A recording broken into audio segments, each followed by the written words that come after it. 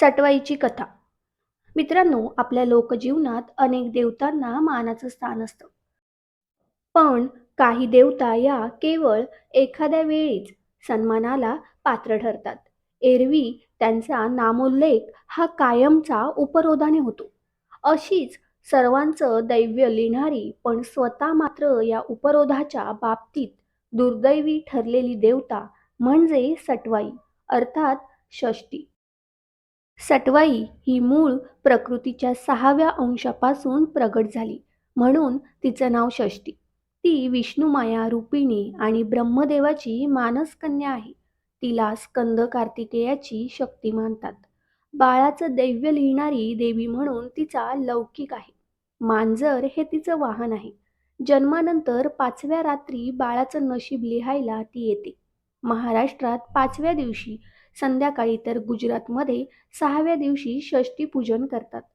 जननी सर्व भूतानां बालानां च विशेषतः नारायणी स्वरूपेण बालम रक्ष मे सर्वदा.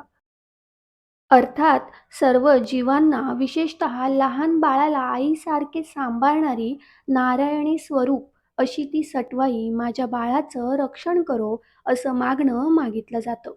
त्यानंतर बाळ 1.25 महिन्याचं झालं की त्याला सटवाईच्या दर्शनाला नेतात. ही सटवाई नेहमी गावाबाहेरच असते. सटवाईबद्दलची एक लोककथा प्रचलित आहे.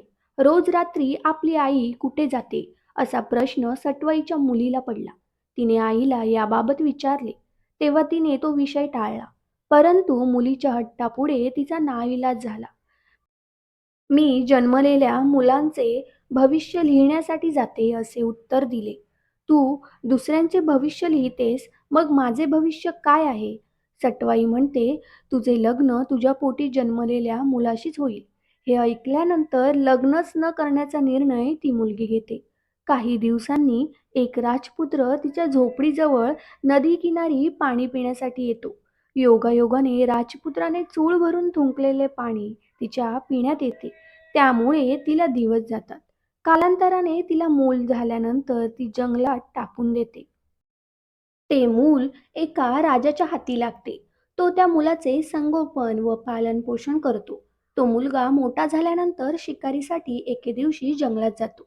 तिथे त्याला माहीत नसलेली त्याची आई भेटते. तो तिच्या प्रेमात पडतो. आपणास झालेला मुलगा आपण टाकून दिल्यामुळे आपल्या आईचे म्हणजे सटवाईचे भविष्य खोटे ठरेल असे समजून ती त्या युवकाच्या प्रेमाला प्रतिसाद देते. दोघांचे लग्न ठरते. परंतु मूल टाकताना त्याच्या भोवती गुंडाळलेले कपडे युवकाने जपून ठेवलेले असतात. ते कापड पाहिल्यानंतर आपल्याच मुलाशी लग्न ठरल्याचे तिच्या लक्षात आले.